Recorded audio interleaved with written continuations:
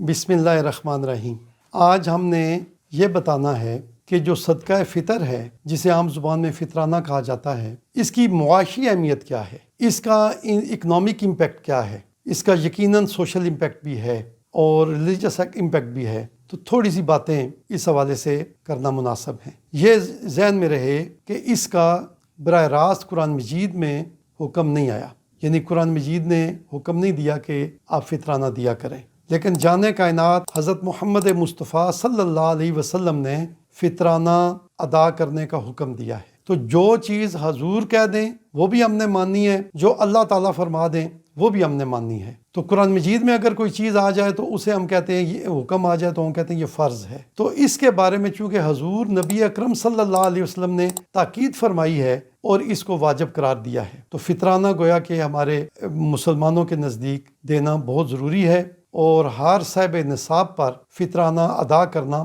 واجب ہے۔ اور جو صاحب نصاب آدمی ہے وہ اپنی طرف سے دے گا اور اپنے ڈیپینڈنٹ بچوں کی طرف سے دے گا۔ جو جوان بچے ہیں یا بیوی ہے، اگر وہ خود صاحب نصاب ہیں تو وہ خود ادا کریں، لیکن اگر یہ عذرائے محبت اور شفقت اپنی بیوی اور اپنے بچوں کی طرف سے ادا کرنا چاہے تو یہ بہت اچھا ہے، ادا کر دے۔ یہ ایک لطیف نکتہ بہار شریعت میں ہمیں دیکھنے کو ملا۔ حضرت نے فرمایا کہ اگر کوئی آدمی اپنی بیوی کی طرف سے فطرانہ ادا کرے تو وہ ادا ہو جائے گا، لیکن اگر کوئی خاتون بیوی اپنے خاوند کی طرف سے اس کی اجازت لیے بغیر فطرانہ ادا کرے تو فطرانہ ادا نہیں ہوگا۔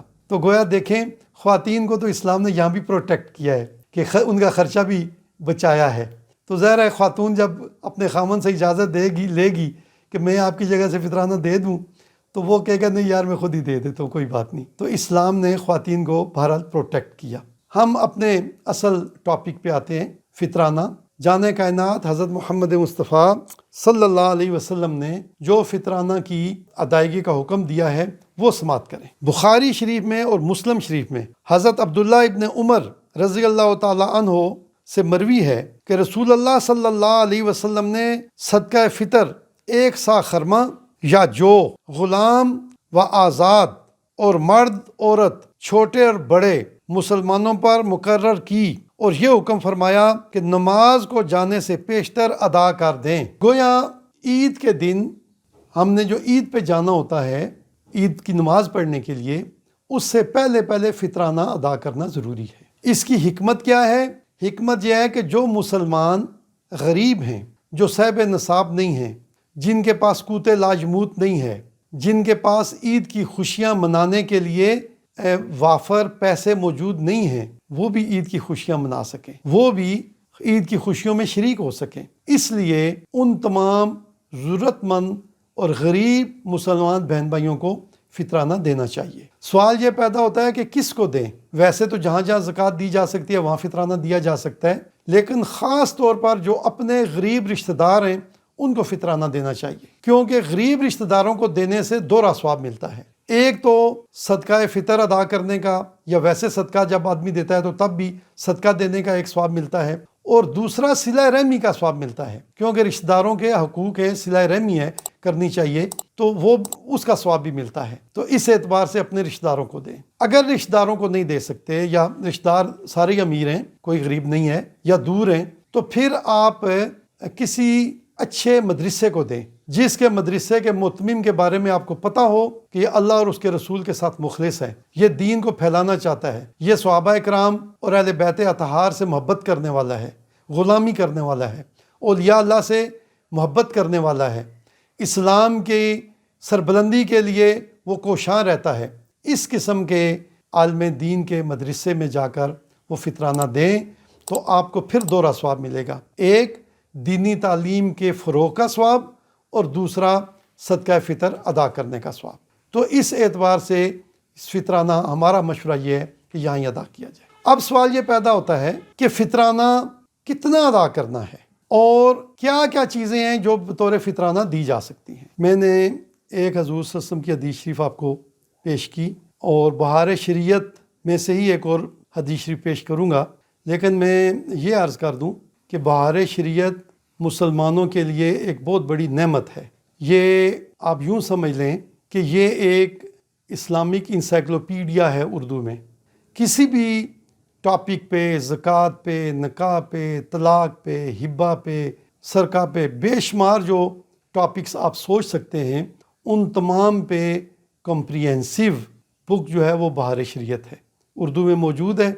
بہت بڑے اسکالر تھے علامہ امجد علی رحمۃ اللہ علیہ، انہوں نے یہ لکھی تھی، تو میں سجیسٹ کرتا ہوں کہ ہر نوجوان کے پاس یہ ہونی چاہیے۔ بہرحال حضرت محمد مصطفیٰ صلی اللہ علیہ وسلم نے ارشاد فرمایا کہ بندے کا روزہ آسمان و زمین کے درمیان معلق رہتا ہے جب تک کہ صدقہ فطر ادا نہ کرے۔ یہاں سے آپ اندازہ لگائیں کہ صدقہ فطر کی کتنی اہمیت ہے۔ لوگ تو غافل ہیں اس چیز سے، لیکن ہم روزے رکھتے ہیں 30 دن تک، ہم بھوک اور پیاس برداشت کرتے ہیں، لیکن ہمارے جو روزے ہیں وہ اللہ رب العزت کی بارگاہ میں مقبول نہیں ہوتے بلکہ معلق ہوتے ہیں۔ مقبول کب ہوتے ہیں؟ جب ہم صدقہ فطر ادا کرتے ہیں۔ تو صدقہ فطر ہمیں ادا کرنا چاہیے اور رمضان شریف سے پہلے ادا کرنا چاہیے۔ بارہ دیگر میں دہرا دیتا ہوں کہ ہر آدمی اپنی طرف سے بھی، اپنے بیوی بچوں کی طرف سے بھی صدقہ فطر ادا کرے۔ ایک اور حدیث شریف بھی اس موقع پہ بیان کرنا جو ہے وہ فائدے سے خالی نہیں، ملاحظہ ہو۔ رسول اللہ صلی اللہ علیہ وسلم نے زکوٰۃ فطر مقرر فرمائی کہ لغو اور بیہودہ کلام سے روزے کی طہارت ہو جائے اور مساکین کی خورش یعنی خوراک کا انتظام ہو جائے۔ دیکھیں نبی اکرم صلی اللہ علیہ وسلم نے ایک طرف تو غریبوں اور مسکینوں کی دستگیری فرمائی، ان کی اکنامک نیڈز کا خیال فرمایا، اور دوسری طرف جو انسان روزہ رکھ کے غلطیاں کرتا ہے، کئی دفعہ کسی کی غیبت کر دیتا ہے، کبھی کوئی بیہودہ گفتگو کر دیتا ہے دوستوں کے ساتھ، نوجوان بچے کر دیتے ہیں، آج کل تو بڑے بھی جو اکٹھے بیٹھتے ہیں عام عمر تو وہ عجیب عجیب باتیں کرتے ہیں، خواتین بھی بعض اوقات جو ہے وہ ایسی باتیں کر دیتی ہیں جو نہیں کرنی چاہیے۔ تو اللہ تعالیٰ سے ہم سب کو معافی مانگنی چاہیے اور ہمیں فطرانہ ادا کرنا چاہیے۔ جب ہم فطرانہ ادا کریں گے تو اللہ تعالیٰ ہمارے روزے کو ان ساری بیہودہ باتوں سے پاک کر کے اپنی بارگاہ میں، اپنی جناب میں قبول فرما لے گا۔ اور پھر جس وقت ہم صدقہ فطر ادا کرتے ہیں، فطرانہ ادا کرتے ہیں، تو اس وقت ہم دیکھتے ہیں کہ ہماری سوسائٹی کے جو محروم المعیشت لوگ ہیں ان کی خوشیاں دوبالا ہو جاتی ہیں۔ تو اس سے معاشرے میں پیار اور محبت کا جذبہ بڑھتا ہے۔ ہم جب دیتے ہیں تو ہمارے اندر بھی ایک احساس تازہ ہوتا ہے کہ یہ ہمارے مسلمان بھائی ہیں، ان کی مدد کرنی ضروری ہے، اور ان کی جب مدد ہوتی ہے تو ان کے دل میں بھی ہمارے بارے میں ترحم کے جذبات پیدا ہوتے ہیں، نیکی کے جذبات پیدا ہوتے ہیں، اور وہ ہماری امداد سے خوش ہوتے ہیں اور ہمارے لیے وہ دعا کرتے ہیں۔ تو اس اعتبار سے سماجی طور پر بھی یہ فطرانہ جو ہے وہ معاشرے میں ہم آہنگی اور ہارمونی پیدا کرتا ہے۔ اب سوال یہ پیدا ہوتا ہے کہ اس کا امپیکٹ کتنا ہے اور یہ اس کی کوانٹٹی کتنی ہے فطرانہ کی، چونکہ حضور صلی اللہ علیہ وسلم کی احادیث کی روشنی میں نصف سا گیہوں یعنی گندم، 1 سا جو یا 1 سا کشمش یا 1 سا کھجور، یہ جو ہے وہ بنتی ہے اس کی مقدار، یعنی مقدار فطرانہ یہ ہے۔ اب ظاہر ان سب چیزوں کی قیمتیں ڈیفرنٹ ہیں۔ مثلا جو گندم ہے یہ نصف سا جو ہے وہ تقریباً 2 کلو کے برابر بنتا ہے۔ میں یہ وضاحت کر دوں کہ یہ 2 کلو کیسے بنتا ہے، چونکہ مختلف محققین نے اس پر تحقیق کی ہے۔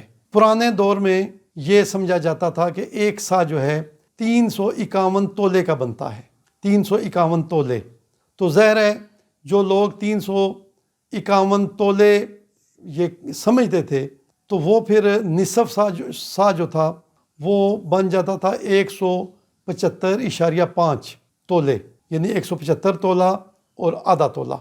تو اس میں سے 160 تولے کے تو 2 سیر بن جاتے تھے، اور اس کے بعد جو ہے وہ 5، آپ کو پتہ ہے کہ 5 تولے کی ایک چھٹانک ہوتی ہے، تو 3 چھٹانک بن جاتے تھے، تو 2 سیر 3 چھٹانک اور آدھا تولہ یہ وزن بنتا تھا۔ چونکہ 4 چھٹانکوں کا 1 پاؤ بن جاتا ہے تو اس لیے عام طور پہ ہمارے دیہاتوں میں پاکستان میں 2.25 سیر کہہ دیا جاتا تھا۔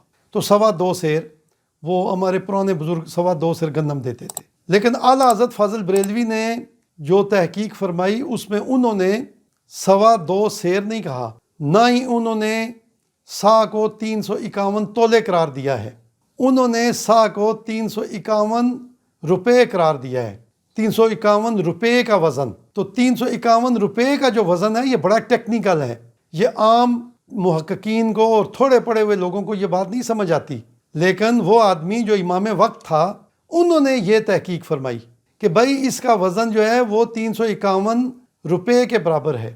اب روپیہ جو ہے ہندوستان پاکستان میں یہ شیر شاہ سوری نے شروع کیا تھا اور وہ بعد میں آتا رہا، انگریزوں کے دور میں بھی چلتا رہا۔ اس روپے کا جو وزن تھا وہ کہا تو یہ جاتا تھا یہ 1 تولہ ہے، لیکن وہ تولہ نہیں ہوتا تھا، اس کا وزن جو تھا وہ 11.36 گرام تھا، 11.36 گرام، اور اس کے مقابلے میں جو تولہ ہوتا ہے وہ 11 تقریباً 66 گرام کا ہوتا ہے، تھوڑا زیادہ ہوتا ہے۔ پاکستان میں جو تولہ ہے وہ تو تقریباً 12.5 گرام کا مانا جاتا ہے، لیکن انڈیا کا تولہ چونکہ ہندوستان پاکستان جب اکٹھا تھا تو وہ 1 ہی تولہ چلتا تھا، آج کل ہمارا تولہ تھوڑا بڑا ہو گیا ہے۔ لیکن اس تولے کو جو انڈیا والا تولہ تھا اس کو بھی اگر اندازہ لگایا جائے تو پھر یہ 2.1 کے جی بنتا ہے، 2.1 کے جی، 2.09 بنتا ہے تو ہم نے اس کو 2.1 کر دیا راؤنڈ فگر کر کے۔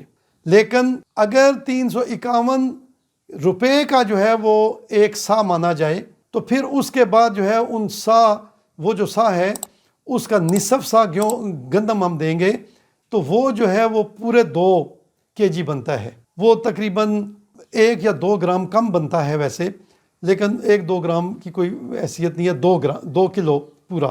تو سارے ہی پاکستان کے جو اچھے لائق مفتیان کرام ہیں وہ اتنی جو ہے وہ اس کی مقدار بتاتے ہیں۔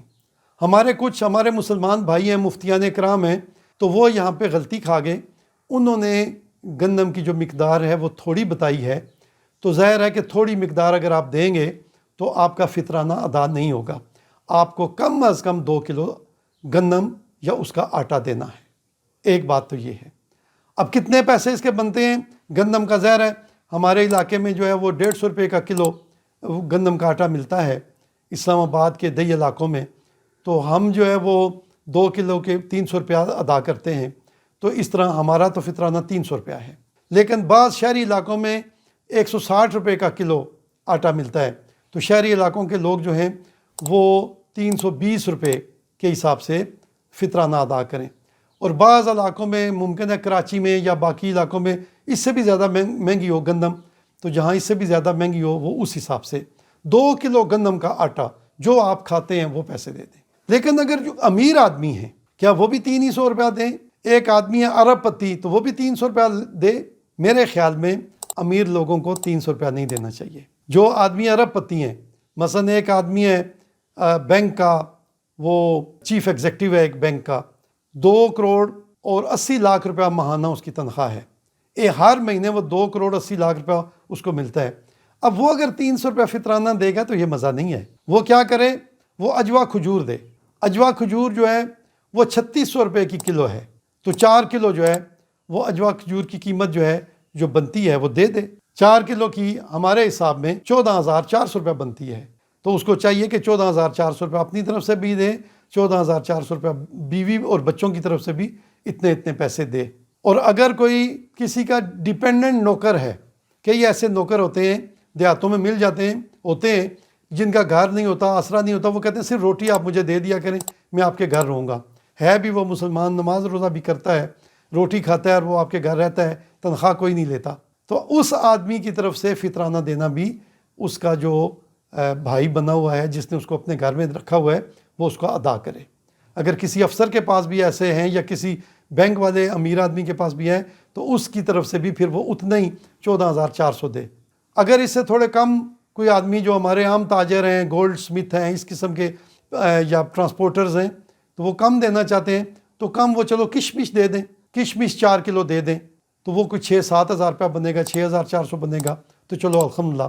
یہ ساری بات کرنے کا مطلب یہ ہے کہ ہمیں چاہیے کہ ہم زیادہ سے زیادہ پیسے دینے کی کوشش کریں۔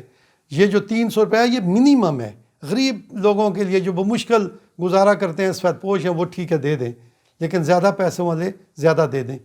یہ بھی آپ کر سکتے ہیں کہ ایک آدھ بچے کی طرف سے یا جو صاحب روزگار آدمی ہے وہ اپنی طرف سے تو زیادہ دے دے، باقی گھر والے چونکہ نہیں پے کر سکتے ان کی طرف سے چلو 300 روپیہ دے دے، یہ بھی اچھا ہے۔ اب یہ دیکھیں پورے ملک میں پاکستان میں اب 23 کروڑ سے زیادہ آبادی ہے، تو 23 کروڑ آدمیوں کی طرف سے اگر 300 روپیہ بھی ہم دے دیں، 23 کروڑ ہے تو 300 روپیہ دیں، تو اگر ہم 100 روپیہ دیتے تو یہ 23 ارب روپیہ بن جاتا، اور ہم 300 دے رہے ہیں تو وہ 69 ارب روپیہ بن جائے گا۔ 69 ارب روپے ایک گو میں آپ نے اپنے معاشرے میں دے دیے۔ دیکھو ہمارا جو بے نظیر انکم سپورٹ پروگرام ہے وہ بہت اچھا ہے۔ پاکستان کا بے نظیر انکم سپورٹ پروگرام پوری دنیا کے لیے ایک مثال ہے۔ بے نظیر انکم سپورٹ میں ابھی ہم نے جو IMF ہے اس کو کہا کہ مہنگائی بہت زیادہ ہو گئی ہے، ہم اس میں تھوڑا اضافہ کرنا چاہتے ہیں، تو ہم نے اس میں اضافہ کیا ہے 40 ارب روپے، ہم نے کچھ اضافہ کیا ہے، لیکن آپ دیکھیں کہ یہ کتنی بڑی فگر ہے کہ آلموسٹ 69 ارب روپے، اور اگر لوگ کشمش کے حساب سے یا اجوا کھجور کے حساب سے پیسے دینا شروع کریں تو یہ جو ہے وہ 100 ارب سے بھی رقم بڑھ جاتی ہے۔ اتنی بڑی رقم ایک دن میں غریب لوگوں کو، مسکین لوگوں کو مل جائے گی اور وہ اپنی خوشیاں دوبالا کریں گے۔